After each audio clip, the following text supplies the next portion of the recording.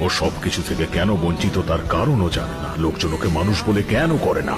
তোমার কেমন লাগবে যদি তুমি কোথাও যাও যেখানে সবাই তোমাকে অপছন্দ করে, ঘেন্না করে?